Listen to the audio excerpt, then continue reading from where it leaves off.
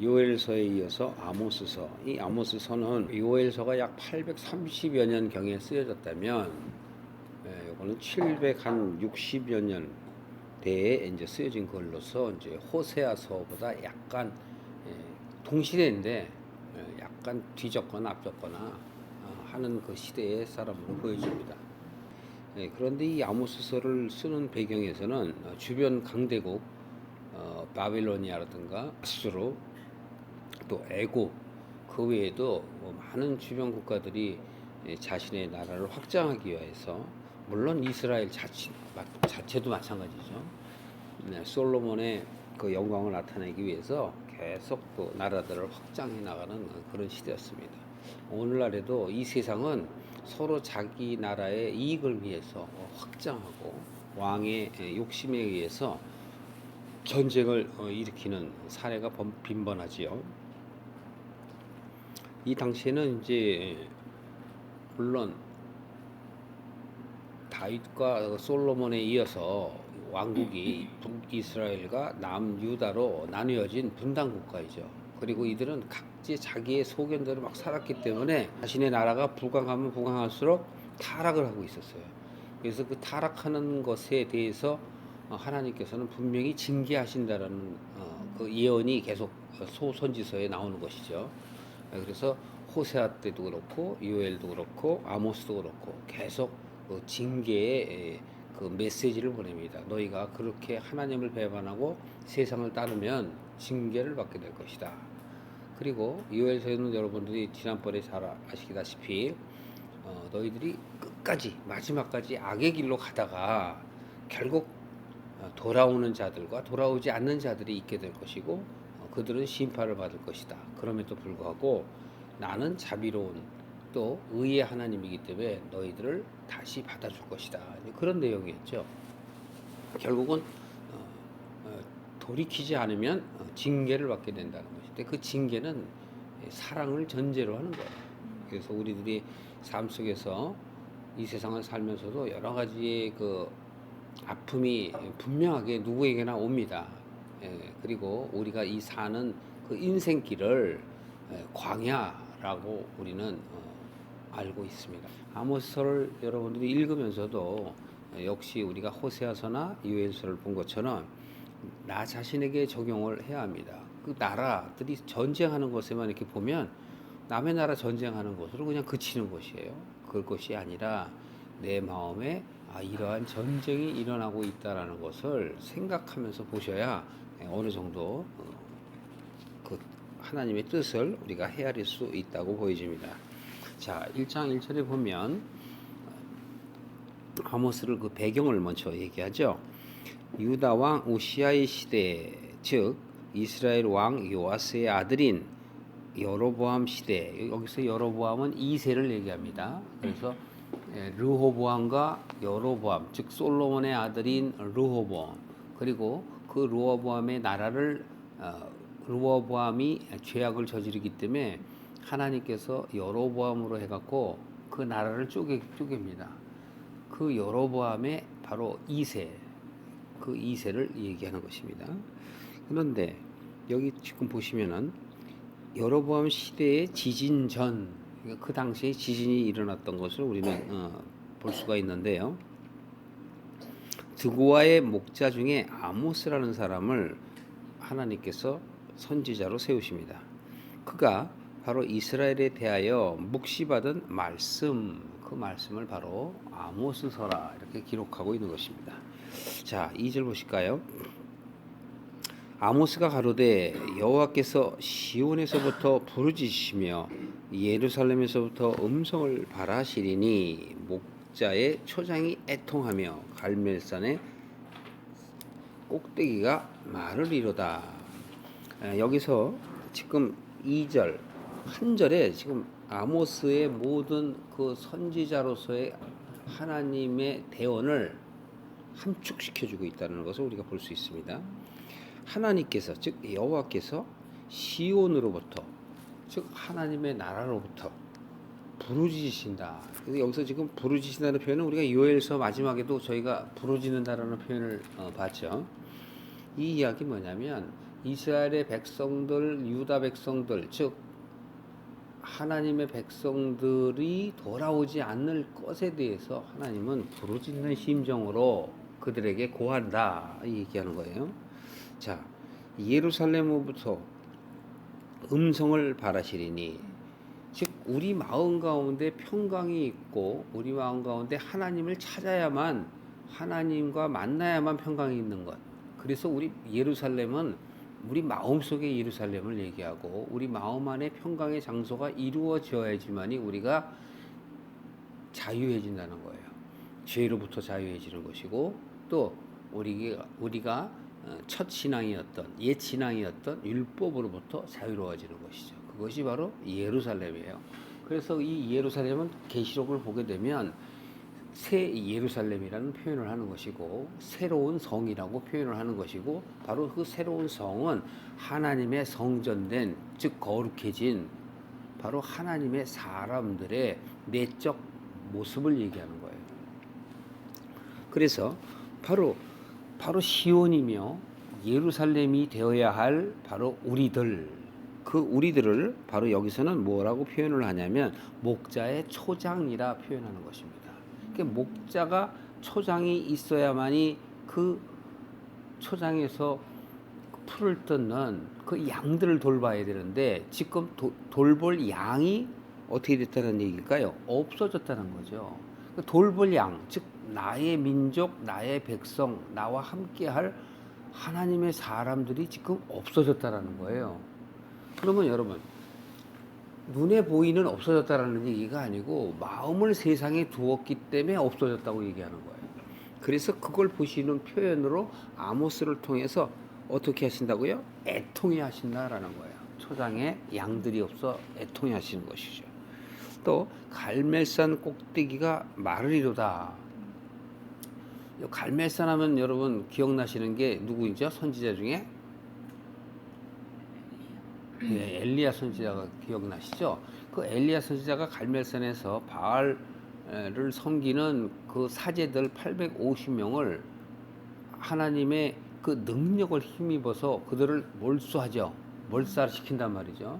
그 얘기도 바깥으로 드러난 현상으로 보면 그냥 선지자들의 대결이었고 선과 악의 싸움이었다 이렇게 생각을 하실 수가 있지만, 그걸 영적으로 여러분들이 잘 생각해 보면 바로 내 안에 빛의 길이, 즉 세상으로 쫓는 악의 길을 이긴 것을 얘기하는 거예요. 지금 여기서도 갈멜산 꼭대기에 이르른다라는 얘기는 뭐냐면, 갈멜산 그 전체가 즉 하나님의 나라가 되어야 할 그곳들이 어떻게 마르리라는 건 뭐는 것이죠? 마른다라는 것은 물이 마른다라는 표현을 쓰죠. 바로 영혼이 마른 걸 얘기하는 거예요. 바로 이스라엘, 예루살렘, 영적 하나님의 사람들이 정신이 말랐다라는 걸 얘기하는 거예요. 그러니까 세상을 쫓고 있다라는 걸 얘기하는 것이죠. 그래서 결국은 우리가 광야를 통해서 가나안에 가려면 바로 우리의 옛 생각, 즉 애굽 속성, 소돔 속성, 고모라 속성이 다 없어져야만 되는 것이에요. 그 얘기는 뭐냐면, 여러분들이 인생의 삶을 살면서 이 목숨을 다하는 날까지 우리의 이 세상을 향한 그 마음들이 없어져서 하나님을 찾는 마음으로 바뀌어가는 모습을 광야의 모습이다, 그렇게 얘기하는 것입니다. 그렇기 때문에 이 세상에서 무엇을 먹을까 마실까를 두려워하지 않는 것이 바로 하나님의 사람들이에요. 그러니까 깨닫지 못하는 사람들이 바로 하나님이라고 믿는다, 하나님을 경배한다, 예수님을 믿는다 하면서도 바로 무엇을 걱정하며 살까요? 세상을 걱정하며 사는 거예요. 세상을 걱정하면서 사는 것은 어둠 가운데 사는 삶의 이치라고 우리는 이야기할 수 있겠습니다만, 그 안에서 우리는 빛을 보고 나올 수 있는 바로 해안, 즉 눈을 떠야 된다는 것이죠. 그 눈을 뜨지 못하면 영원히 우리는 입으로만 하나님을 믿는다 하지만 결국은 하나님 나라에 갈 수가 없다라는 것을 성경은 말하고 있습니다. 다시 말해서 우리가 하나님 나라에 갈 수 있는 하나님의 선택을 선택권을 우리에게 주었음에도 불구하고 우리는 그 선택을 하지 아니하고 세상을 살아가는 것이죠. 그래서 신약 때에 오면 그 모든 것들을 바로 신약의 오순절날 성령 강림의 그 은혜를 받은 바로 예수님의 제자들이 증거하는 것이 바로 신약의 복음이거든요. 그 복음은 바로 뭐냐면 우리의 힘으로 능으로 하나님의 나라에 갈 수 있는 자는 한 사람도 없다라는 것이죠. 그렇기 때문에 하나님께서는 우리가 하나님께로 돌아오게 할 그 통로인 길이요 진리요 생명이신 예수 그리스도를 보냈다라는 것이고, 그 보낸 예수 그리스도를 밝히 본 바로 증인들이 바로 사도들이라는 것이죠. 사도는 당시에 예수님의 제자들만 사도를 얘기하는 것이 아니라 오늘날에도 하나님의 뜻을 아는 사람들은 다 사도인 것이에요. 그렇기 때문에 그 사도들은 이 세상을 사랑하지 아니하고 이 세상을 어둠이라고 말할 수 있으며 이 세상에 가치를 두지 아니하고 점점 하나님께로 나아가려는 생각을 갖고 살아가는 사람들, 그러한 사상을 갖고 있는 사람들, 그러한 사람들이 바로 크리스천인 것이죠. 그 크리스천들은 바로 십자가의 도를 바로 깨닫는 것이죠. 그리하여 바로 십자가의 도는 우리의 정과 욕심을 쫓는 우리의 마음, 바로 마귀를 쫓는 그 마음, 사단을 쫓던 그 본디 마귀의 자녀였던 우리들이 바로 이제는 예수 그리스도로 인하여 눈을 떠서 이제는 사망에서 생명의 길로 옮겨진 것을 말하는 것이에요. 그래서 십자가의 도는 예수 그리스도가 죽은 것 같이 우리 안에 있는 마귀 속성, 소돔 속성, 에돔 속성, 애굽 속성, 그 고모라 같은 속성들을 십자가에 못 박는 것이에요. 그것을 한마디로 말해서 애착과 정욕이라 표현하는 것이에요. 그렇기 때문에 그 애착과 정욕이라는 건 우리로서는 어떻게 그것을 끊을 수 있습니까? 라고 얘기하는 어리석음을 버리는 그 생각을 얘기하는 거예요. 여러분들이 점점 하나님의 말씀을 깊이 보다 보면 그러한 것을 느껴야 돼요. 그런 것을 느끼지 않으면 하나님을 믿는다 하면서도 여전히 세상을 쫓고 세상의 애착을 쫓고 하나님께서 주신 은혜의 그 뜻을 갈파하지 못하는 거예요. 그렇기 때문에 하나님의 본래의 뜻은 멀리한 채 이 세상의 삶에 대해서 자꾸 애착을 갖고 연연하는 거예요. 여러분들의 삶 속에서 자유함이 있습니까? 여러분들이 자녀와 또는 남편과 아내와 또는 부모님들과 이 가족들과 살면서도 거기에 대해서 정말 더 내가 하나님께 돌아가야 되겠다라는 생각이 앞섭니까? 아니면 이 세상에 사는 삶이 더 앞섭니까? 그렇기 때문에 우리는 하지 말라고 하는 것들을 더욱더 사랑하며 그리로 행하여 나아가기 때문에 이렇게 역사상으로 이러한 선지자들을 두고 너희들이 돌이키지 않냐면 징계를 줄 것이다라는 거예요. 그 징계는 깨닫게 하기 위해서 우리에게 기회를 주시는 거예요. 마치 바벨론이 아수르가 물러가면, 또 아수르가 다른 나라로 인해서 물러가면 그것을 기회로 인해서 지금 이스라엘이 신이 나갖고 막 나라를 넓혀가요. 오늘날의 한국도 마찬가지예요. 그런 걸 보고 정치적으로 보는 게 아니라 밝히 보셔야 돼요. 우리가 아주 딱히 쉽게 봅니다. 우리가 60년, 70년 전만 해도 얼마나 가난하고 못 살던 나라예요. 그러나 그들의 마음은 선했다고요. 오늘날의 한국은 경제적으로 부유하지만 선한 마음보다 악한 마음이 더 많죠. 옛날에 뉴스의 사건보다 오늘날의 뉴스의 사건이 더 많은 이유는 우리가 악에 치닫고 있기 때문에 그래요. 악으로. 왜? 개인주의, 이기주의가 팽배해 있고 자기의 삶 속에서 자신이 이 세상에 가장 우월한 자로 느끼기 때문에 자기 자신만을 위하고 자기 가족만을 위하고 또 자기 쫓게는 자기 사회, 자기가 갖고 있는 그 커뮤니티만을 주장하는 것이죠. 또 그렇다고 해서 세상을 바라보는 어떤 거국적인 그런 시각을 원하는 것이 아닙니다. 이 세상에 마음을 두지 말라는 것이 바로 하나님이거든요. 하나님께서는 바로 이곳에 하나님의 마음이 없다고 분명히 말씀을 하시고, 이곳은 우리들에게 하나님께 돌아오게 하기 위한 도구로 주신 것임에도 불구하고 자꾸 우리는 이 세상을 영원한 세상으로 착각하고 어리석은 삶을 살아가는 것에 하나님께서는 애통해 하신다라는 것을 지금 말하고 있는 것이에요. 그렇기 때문에 너희들이 초장이 되어야 되고 갈매산이 되어야 할, 그래서 너희의 모든 악한 것들을 다 버려나가며 바로 나를 쫓아와야 할 너희들이 이제는 보이지 않아 내 마음이 애통하다 하고 부르짖으신다는 것을 한 절에 다 담고 있는 것입니다.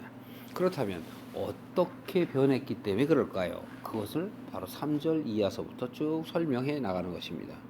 3절에 보시면, 3절부터 이제 쭉 보시면은 대개 이제 이스라엘의 주변국과 이스라엘 또 유다에 대해서 이야기를 하는데, 그들의 나라의 형편을 이야기하지만 실제로는 내 마음속 나라의 형편을 얘기한다는 것을 여러분들이 염두에 두고 보시길 바랍니다.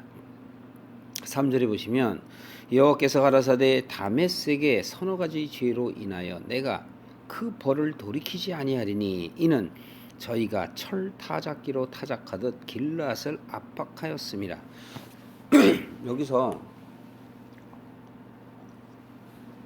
여러분들이 일일이 다 역사의 그 길앗을 찾아오고 이것을 다 찾아보셔서 알 수도 있지만, 아주 쉽게 알 수 있는 건 뭐냐면 아주 원천적인 것을 먼저 생각하면 돼요. 아담으로부터 시작을 하면 아주 간단한 것인데, 아담은 하나님의 뜻을 밝히 보지 못하고 죄를 짓게 되죠. 아직도 수많은 학자, 아니 거의 대다수의 사람들은 그것을 원죄로 여기고 아담으로부터 인해서 우리가 죄를 얻었다고 생각해요. 아담으로부터 인하여 죄를 얻었다라는 것은 죄성의 근원을 잘못 오해하는 데 문제가 있어요.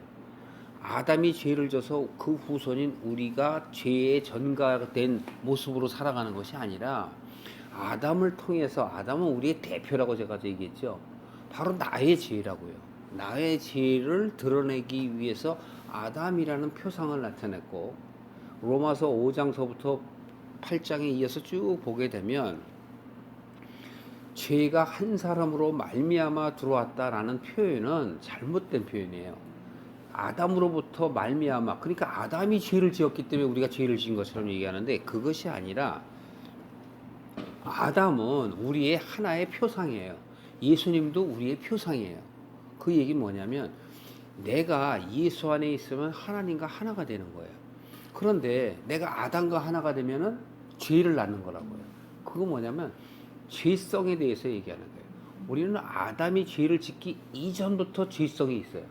그래서 아담을 통해서 우리의 죄를 깨닫게 하시려고 성경의 역사를 아담으로부터 시작을 한 것이고, 죄성이 이제는 하나님의 은혜로 말미암아 죄성에서 이제는 신성으로 바뀌는 것, 즉 거룩한 하나님의 나라의 백성으로 바뀌는 것이 바로 예수님이 예표라고 해요. 그래서 우리 안에는 악인 바로 아담과 선인 예루살렘, 즉 예수 그리스도, 그 두 분을 우리 마음속에 표로 얘기하는 거예요. 그러니까 이것을 설명하기도 어렵지만 받아들이기도 사실 어려운 거예요. 그래서 아담이 죄를 지었기 때문에 우리가 죄를 진 것이 아니라, 내가 원래 죄인이고 하나님으로부터 떠나왔기 때문에 하나님께 돌아가려면 나의 죄를 깨닫고 그 하나님이 주신 은혜를 싹 받아들여서 하나님께로 돌아가야 된다는 거예요. 그것이 바로 예수님이 십자가에 죽으신 거예요. 그래서 모든 우리의 죄, 그 죄를 다 사해 주셨어요. 우리의 죄는 마귀를 쫓았던 것이 바로 죄이기 때문에 그 십자가에서 마귀도 멸하신 거예요. 그러면 우리와 우리 마음 안에 있는 마귀가 다 죽어버린 것이죠. 그러면 내가 거룩한 빛으로 바뀐 걸 얘기해요. 그래서 예수 그리스도 안에 우리가 들어가면 내 안에 육적이고 마귀였던 모든 생각들은 다 없어지고 오직 예수 그리스도로 인해서 빛의 생각으로 바뀌어지는 걸 얘기하는 거예요. 지금 왜 원류로 돌아가면 쉽게 이해한다는 것은 무엇이냐면, 즉 아담으로부터 노아, 또 노아로부터 또 아브라함, 아브라함으로부터 예수님까지 이르러서 그 모든 여건들의 전쟁들은 내 마음속의 전쟁을 얘기하는 거예요. 그래서 내가 자꾸 세상을 쫓아갈 때마다 하나님께서는 계속 우리에게 돌이키려고 하시는 거예요. 여기서 이 주변국들이 이스라엘을 자꾸 간섭하거나 터치한다라는 것은 바꿔서 역발상적인 생각을 가지면 하나님이 우리의 뜻을 돌리기 위해서 자꾸 우리에게 그런 환경을 주신다는 거예요. 우리나라에 오늘날에 이같이 지금 어지러운 것들을 바라보면서 우리는 생각을 똑바로 가지라는 얘기예요. 이 세상에 참여하라는 얘기가 절대 아니라고요. 우리는 지금 이 성경을 통해서 그런 거를 알 수 있단 말이죠. 하나님의 뜻이 어디에 있는지. 지금도 여기서 여러 나라를 갖고 얘기를 합니다. 다메섹 얘기를 하죠. 그리고 이 다메섹이나 또 여기서 여러 가지 뭐 또 많이 나옵니다. 자, 그럼 한번 조금 살펴볼까요? 자, 3장에 보면 3절에 보면 다메섹이 있죠. 또 조금 6절에 가서 보시면은 가사가 나오죠. 근데 이 가사에서 6절서부터 8절까지 쭉 보시면은 가사뿐만이 아니고 네, 아스돗, 아스글론, 또 뭐 에글론 이렇게 많잖아요. 이 전체는 무엇을 얘기하냐면 블레셋 나라를 얘기하는 거예요. 블레셋의 여러 성읍들을 얘기하는데 그 당시의 나라들은 그 성과 성들이 싸움을 했기 때문에 그걸 얘기해요. 그러면 또 요 뒤로 또 이렇게 가게 되면 9절에 가서 보시면 두로가 또 나오죠. 그리고 이 뒤로 가면은 점점 그런 얘기가 나와요. 근데 여기서 나오는 이 모든 도시나 그 민족들은 원래 원류가 어디에 있어요? 아담이라고요. 다 아담의 후손들이라고요. 무슨 인류가 무슨 다른 또 아담이 뭐 10명이고 100명이 있어갖고 민족이 나온 게 아니라 한 아담으로부터 나왔기 때문에 그 아담의 후손들이 다 똑같은 거예요. 결국은 여기서 지금 바로 외부인 이방인처럼 보여지는 이 다메섹이라든가 기타 바벨론이라든가 이런 모든 나라들 역시도 다 하나님께 돌아오면 하나님이 다 받으실 하나님의 백성들이에요. 그러나 그들은 하나님께 돌아오지 않기 때문에 하나님께서는 그러한 역사의 계보를 통해서 나누시잖아요. 자, 아브라함 그리고 아브라함이 자식을 낳으면 아벨과 가인이죠. 그러면 아벨의 후손과 가인의 후손을 창세기 4장 5장에 보면 쭉 설명이 돼 있어요. 그러면서 또 노아 얘기가 나오고 아브라함 얘기가 나오면서 아브라함에 나오면은 더욱더 자세하게 나오는 거예요. 그럼 아브라함은 그의 자식인 이삭과 이스마엘을 또 얘기하고 그 이스마엘과 이삭을 이야기하면서 또 자식을 낳게 돼서 에서와 야곱을 얘기한단 말이에요. 그렇게 놓고서 너희들은 이스마엘이나 에서의 길로 가면 안 된다는 거예요. 여기 나중에 에돔 얘기가 나오는데 에돔은 바로 에서의 후손들, 에서 전체를 얘기하는 거예요. 그 얘기는 뭐냐면 우리 마음 안에 에서를 얘기하고 우리 마음 안에 이스라엘을 얘기하는 거예요. 우리 마음 안에 가인을 얘기하는 거예요. 우리 마음 안에 바로 아벨과 노아와 또 아브라함과 이삭과 야곱을 또 얘기하는 거란 말이에요. 그게 다 두 축으로 얘기하는 거예요. 한 축은 하나님의 뜻대로 가려고 하는 나의 마음, 한 축은 이 세상에 가치를 두고 쫓아가려는 마음. 성경에서는 이 가치에 대해서 얘기하는 것이고 내 생각에 대해서 얘기하는 것이지 바깥의 역사하고는 전혀 상관이 없어요. 하나님은 단순히 내가 하나님께 돌아가기만 하면 끝나는 거예요. 그러니까 안 돌아오는 걸 알기 때문에 이 세상의 과거와 현재와 모든 미래에 앞으로 있을 일까지도 하나님의 모든 백성들에게 밝히 보여주는 거예요.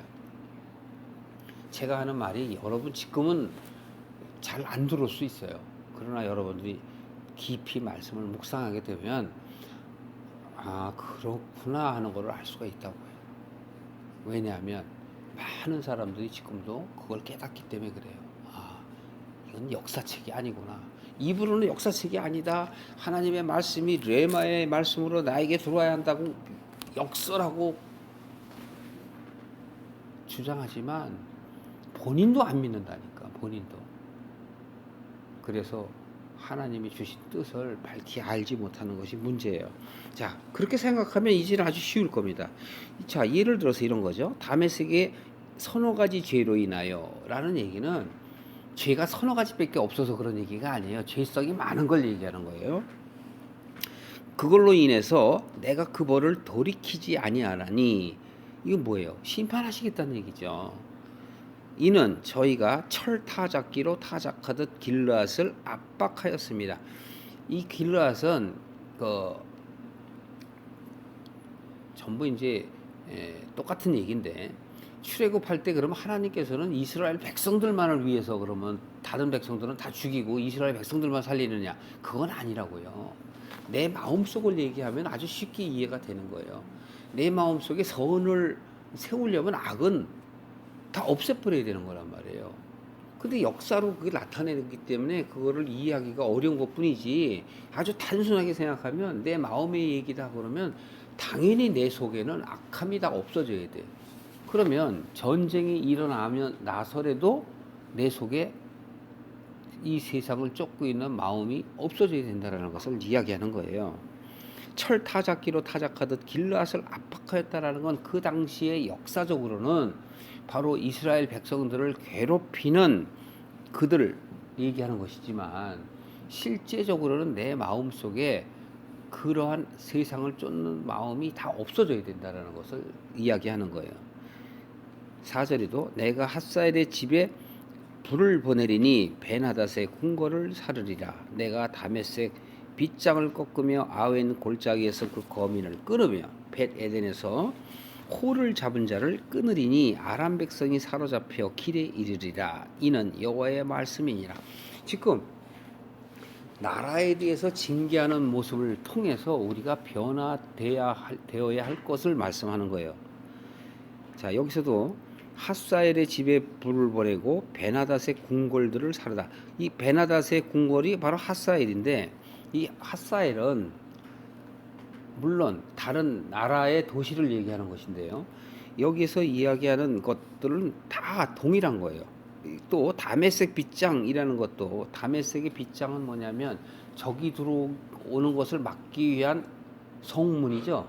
그 성문을 갖다가 하나님께서 꺾어버린다는 얘기예요. 물론 다메섹이나 이 핫사엘이나 또 여기 수도 없이 지금 얘기하는 뭐 바벨론서부터 시작해서 블레셋이라든가 이러한 여러 나라들을 하나님께서 들어서서 이스라엘 백성과 전쟁하게 하시고 그들을 구속하게 하지만, 그것이 끝나면 그들도 다 심판한다는 얘기예요. 도구로, 심판의 도구로 쓰는 거예요. 이런 얘기입니다. 로마의 로마의 그 총독이었던 빌라도를 통해서 예수님이 돌아가시죠. 그러면 우리는 사도신경을 하면서 빌라도 때문에 죽은 것처럼 얘기를 하죠. 절대 빌라도 때문에 죽은 게 아니에요. 빌라도는 도구로 쓰여진 나라의 총독일 뿐이에요. 아무것도 아니라고. 실제로는 누가 죽였어요? 이스라엘 백성들이 죽였어요. 그것도 제사장들이. 선동해서 사두개인들이나 바리새인들이나 모두 합세해갖고 예수님을 죽였어요. 그러니까 모든 이스라엘이, 모든 유다가 하나님을 밀어냈다고요. 결국은 나는 너를 구원하려고 그러는데 너희들은 도대체 듣질 않는다라는 거죠. 그러면 너희들 마음속에 있는 그 예수 그리스도를 죽이려고 했던 그 마음들이 다 없어져야죠. 그걸 얘기하는 거라고요. 그래서 그들을 통해서 너희 마음을 돌려보려고 애를 썼다는 하나님의 말씀이시고, 또 돌리기 위한 도구들도 심판 때에 다 너희 속에서 다 버려야 되기 때문에 그들도 하나님이 징계하시겠다라는 내용이에요. 이게 아주 간단한 건데 복잡해 보이는 거죠.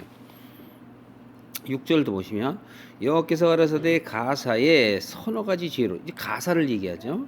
서너 가지 죄로 인하여 내가 그 벌을 돌이키지 아니하리. 왜냐하면 가사도 역시 없어져야 돼요. 그러니까 우리 안에는 이 모든 이방이 다 없어져야 된다고. 그 이방은 뭐냐? 모든 악이에요. 우리들의 모든 악을 얘기하는 거예요. 세상을 쫓는 가치를 얘기하는 거예요. 예를 들어서 가사에 지금 여러 가지 그 성읍들이 있죠.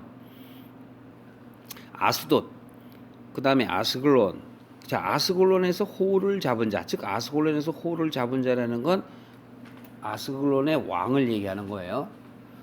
그러니까 아스글론이라는 성읍의 왕, 성주를 얘기한다는 것을 얘기하죠. 그들을 어떻게 끊어버려야죠. 또 손을 돌이켜 에그론을 치리니, 에그론도 쳐야 돼요.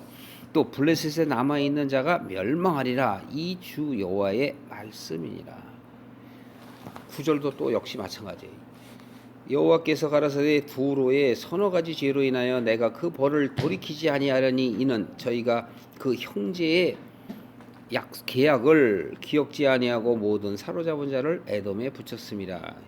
이것도 역사적인 사실 갖고 얘기하는 거예요. 여기서 형제의 계약이라고 그랬죠. 이 형제의 계약은 뭐냐면 바로 다윗 시대 때에 두로가 형제처럼 지냈어요. 그래서 솔로몬 때에 하나님의 궁전을 지을 때, 하나님의 성전을 지을 때 두로에서 백향목을 갖다가 백향목을 줘서 그걸로 지었어요. 그래서 여기서 뭐냐면 그들의 형제의 계약이라 이거예요. 그런데 너희들이 그 계약을 무시하고 도리어 이제는 너희들이 이스라엘을 친다 이 얘기예요. 근데 이스라엘 치게 하신 것도 하나님인데 또 치게 하신 하나님이 그 두로를 또 심판하신다고요. 그러면 이게 이해가 안 되잖아요. 그러니까 바로 하나님의 백성을 위한 하나의 도구로 사용하셨지만 그 도구는 사용이 되면 그 도구 필요해요, 안 필요해요? 필요치 않잖아요. 그러니까 그거를 없애버린다는 거예요. 근데 그걸 좀 더 크게 보면 내 안에 악한 나의 가치관들을 얘기하는 거예요. 나의 나쁜 가치관이, 나의 이 세상을 쫓는 가치관이 하나님을 쫓는 가치관을 공격을 하게 되면 내가 혼돈스럽게 되지만 거기에서 이기면 반석 위에 집을 세우는 것처럼 빛으로 나아가는 나의 영역을 얘기하는 거예요. 바로 이 형제의 계약이라고 얘기하면서 모든 사로잡은 자를 에돔에 붙였습니다 이러죠. 에돔은 누구예요? 에서를 얘기해요. 에서의 민족이 에돔입니다. 에서는 바로 야곱의 형이었죠. 예? 같은 형제라니까. 그러나 하나님께서 바로 야곱을 세운 것은 왜 세웠을까요? 이삭은 에서를 장자로 세우고 싶었겠죠. 그렇죠. 그러나 하나님은 에서가 하나님의 사람이 아닌 걸 아시기 때문에 한 배에서 나왔어도 하나님의 사람이 아닐 것을 아시기 때문에 누구를 택했어요? 야곱을 택한 거예요. 그래서 야곱에게 축복을 주는 거라고. 그래서 바깥의 현상으로는 야곱이 야비해갖고 형의 장자권을 뺏은 것처럼 얘기를 하면 하나님의 뜻을 전혀 모르는 거라고. 하나님이 모든 것을 아신다라는 것을 전제하면 이해가 되는 거잖아요. 하나님께 돌아올 자와 돌아오지 아니할 자가 분명히 있잖아요. 그렇다면 여러분이 하나님의 입장이라면 에서를 쓰겠어요? 야곱을 쓰겠어요? 당연히 하나님의 뜻이 이루어지려면 야곱을 써야 되는 거예요. 그 얘기를 하는 거죠. 그래서 바로 이 에돔은 나중에 야곱의 후손이 하나님의 뜻 가운데 모래알처럼 또 하늘의 별처럼 바닷가의 모래알처럼 수만의 즉 약 250만 명의 백성을 이루잖아요. 그런데 그들이 이제 애굽에서 나오잖아요. 그죠? 그들이 나오게 돼서 가나안으로 갈 때 수많은 역경 가운데 가면서 바로 이들의 형제들의 지방을 거쳐가요. 그때 이들의 행적이 나오는데 여러분들이 출애굽기에서 자세히 보시면 아시게 되지만 바로 이스라엘의 백성들이 에돔 땅을 지나가려고 할 때 이들이 못 가게 하는 거죠. 통과하지 못하게 해요. 우리들은 너희들한테 전혀 건드리지 않고 통과만 하겠다는데 못 가게 한다고. 돌아갑니다. 돌아가게 되면 노약자들이 처지게 되죠. 그럼 뒤에서 와갖고 습격해요. 그래서 자기 형제들을 어떻게 해요? 약탈한다고. 그 얘기가 나오는 거예요. 10절에 내가 두로성에 불을 보내리니 궁궐들을 사르리라. 결국은 다 멸망시키겠다는 겁니다. 11절에도 여호와께서 가라사대 에돔의 서너 가지 보세요. 죄로 인하여 내가 그 벌을 돌이키지 아니하리니 이는 저가 칼로 그 형제를 쫓아가며 궁휴를 벌이고 그들이 가나안 땅으로 가게 되면 도와줘야 되죠. 야, 우리는 못 가지만 너희들이라도 잘 가라. 이렇게 해줘야 되는데 도리어 뒤에서 노략질하는 그들을 노가 항상 맹렬하여 분을 끝없이 품었습니다. 이 얘기란 말이에요. 12절에 내가 대만에 불을 보내리니 이제 보스라의 궁궐들을 살리라. 대만의 보스라의 그 궁궐들을 사르시리라. 이렇게 얘기하죠. 13절에도 여호와께서 가라사대 암몬 자손의 서너 가지 죄로 여기 암몬은 또 누구죠? 암몬은 롯의 두 딸의 후손들이죠. 바로 암몬, 모압과 암몬 기억나세요? 두 딸이 아버지와 간음하여 어떻게 해요? 암몬과 모압을 낳잖아요. 암몬과 모압. 그 얘기를 하는 거예요. 암몬 자손의 서너 가지 죄로 인하여 내가 그 벌을 돌이키지 아니하리니 이는 저희가 자기 지경을 넓히고자 하여 길앗의 아이벤 여인의 배를 갈랐습니다. 이것은 역사적인 다 사실이에요.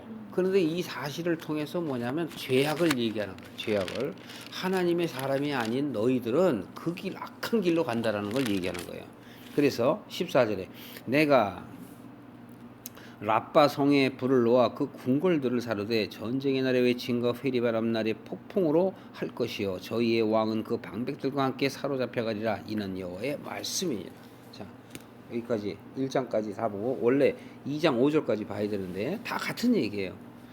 그냥 맞춰 보셔야 되겠네요. 어떻게 연결돼서 2장 1절에 보시면 모압의 서너 가지 죄로 인해 모압 얘기하죠. 암몬 얘기하니까 금방 또 모압 얘기예요. 그 벌을 돌이키지 아니하리니 저가 에돔 왕의 뼈를 불살라 화를 만들었습니다. 내가 모압에 불을 보내리니 그리엇 궁궐들을 사르리라. 모압이 요란한가 외침과 나팔 소리 중에서 죽을 것이라. 내가 그 중에서 재판장을 멸하며 방백들을 저와 함께 죽이리라. 이는 여호와의 말씀이니라. 여호와께서 가라사대 유다도 들어갑니다. 유다의 서너 가지 죄로 인하여 내가 그 벌을 돌이키지 아니하리니 이는 저희가 여호와의 율법. 여기서는 딴 거는 자기 그 민족들 또는 자기 형제 나라들을 어떻게 했죠? 형제 나라들을 약탈했는데 여기서는 유다는 어떻게 돼요? 율법을 멸시한다고. 율법. 요게 달라요. 차원이. 율법을 멸시하며 그 율례가 지키지 아니하고 그 열조를 따라가던 거짓 것에 미혹하였습니다. 내가 유다에 불을 보내리니 예루살렘의 궁궐들을 사르리라. 자, 다른 것은 바깥으로 얘기고 이 유다 얘기는 안으로 얘기해요. 말씀을 정리하겠습니다. 쉽지 않지만 아주 가능한 대로 좀 쉽게 제가 얘기를 하면 여러분 하나님의 사람 한 사람 전체로는 수많은 하나님의 사람들 나에게 적용해서 이야기하면 내 안에 하나님을 쫓는 마음과 세상을 쫓는 두 마음이 있는데 하나님을 쫓는 마음이 있음에도 불구하고 세상 쫓는 마음이 즉 나를 유혹을 해요. 그 세상을 쫓는 마음이 바로 두로와 시돈과 에돔과 블레셋과 이런 나라들이에요. 그래서 그들이 내게 침략을 하게 되죠. 그러면 내가 무너져 버리면 내가 그들의 밥이 되는 거예요. 그러면 내 마음에 자, 이 마음에 지금 악에 선과 악이 있는데 악이 이기면 선악이 줄어드는 거예요. 그런데 하나님께서는 이 선이 줄어들면 악을 징치하셔야죠. 그래야 선이 커지잖아요. 내 마음 안에 하나님의 쫓는 마음이 더 커지게 하기 위해서 악을 치시는 거예요. 그러면 처음에 악이 선을 치는 것은 뭐냐면 돌이키라고 치는 거예요. 근데 돌이키지 않으면 멸망하는 거예요. 그렇기 때문에 멸망하지 않게 하시려고 하나님은 다시 악을 치신다고. 그런데 여기서 유다를 얘기하는 건 뭐냐면 안에 얘기를 하는 거예요. 유다, 선지자, 바리새인, 사두개인 이들은 전부 안에 얘기를 하는 거예요. 내 안의 것이 하나님을 믿는 내 마음 안에 오늘날 똑같아요. 하나님을 믿는다, 예수 그리스도를 믿는다고 하면서도 하나님께로 가지 아니하고 자기 믿는 신앙대로 신앙을 주장하는 사람들.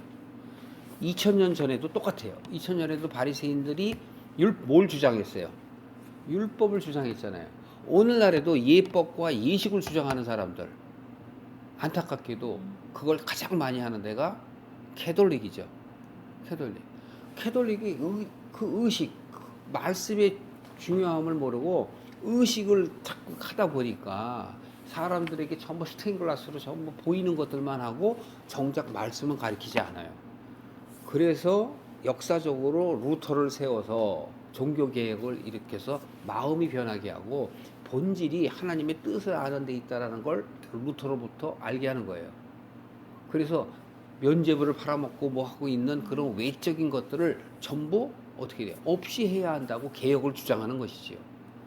바깥으로 하는 것은 바로 너희들의 이익을 취하려고 하는 것이야. 그것은 바로 예수 시대 때나 오늘날의 시대 때나 똑같다라는 걸 그 당시에도 얘기했고 오늘날에도 똑같아요. 오늘날에도 겉으로 교회가 커지고 예식하고 뭐 그냥 성가대 뭐 해갖고 그냥 하지만 가서 보시면 여러분 그 안에 말씀은 얼마나 하냐고. 예배가 1시간 반, 1시간 하면은 말씀은 10분, 20분. 그것도 세상 얘기만 하다가 하나님의 말씀은 어디가 있고. 그럼에도 불구하고 사람들은 다 그리 몰려가요. 왜? 그 길은 걷기에 편안하니까. 넓고 걷기에 편안하니까 다 그리 몰려 들어가는 거예요. 그러나 정말 하나님의 뜻을 아는 사람들은 우리 마음 가운데 우리 삶 가운데 고난과 고통을 받으면서 아 이런 게 아니구나 하는 것을 깨달아 알기 때문에 그 길로 가지 않는 것이죠. 이 길로 왔다가도 그 길로 다시 돌아가는 사람은 수도 없이 많아요. 이것을 바로 이렇게 선지자들로 통하여 역사 가운데 우리들에게 얘기한다는 것이죠. 그렇기 때문에 우리는 지금 유다에게 마지막에 얘기하는 그 유다에게 벌을 주는 것도 동일한 거예요. 그들은 하나님을 아는 신앙을 율법을 지켜야만이 하나님께 간다고 착각을 하기 때문에 하나님께서는 그들을 심판하며 오늘날의 하나님의 사람들이 너희들의 의로 너희들이 믿는 신앙으로 가는 것이 아니고 너희들이 생각하는 그 믿음으로 가는 것이 아니라 하나님이 주시는 그 뜻을 잘 알아서 그 뜻대로 순종하는 것이 바로 믿음이다. 겉으로는 예수 그리스도를 통해서 간다는 건 다 알아요. 전 세계 사람들이 다 알아. 알면 뭐예요? 말씀을 모르는데. 말씀을 알아야만 하나님의 뜻을 안다니까. 입으로만 하나님을 믿는다고 하는 거 아니에요. 그렇기 때문에 성경에서는 누구든지 입으로 예수 그리스도를 시인하면 하나님의 나라에 갈 수 있다고 얘기하지만 거기에서 시인하려면 하나님의 뜻을 깨달아야 시인하는 거예요. 겉으로 그냥 이 세상 사는 삶 속에서 내가 그냥 모르니까 그 말을 믿어요 하는 게 아니라고. 모르면 절대 못 간다니까요. 알아야지만이 아는 그 생각이 나를 바꾸는 거지 어떻게 모르고 믿어지냐고. 안 믿어진다니까요. 그렇다면 어떻게 될까요? 우리는 꾸준히 내가 아는 것만큼 내가 변화된 것만큼 내 자신이 변화돼야 되고 또 하나님께 전해야 돼요. 근데 우리는 자꾸 바깥으로 사람을 보죠. 하나님을 믿는 사람이면 바깥으로 자꾸 변해야 되고만. 그거 변하는 거는 평생을 두고 변해가는 거예요. 그러니까 바깥으로 보는 것이 아니라 안으로 바뀌어가는 걸 보는 그런 은혜의 눈이 되어지시기를 주님의 이름으로 축원합니다.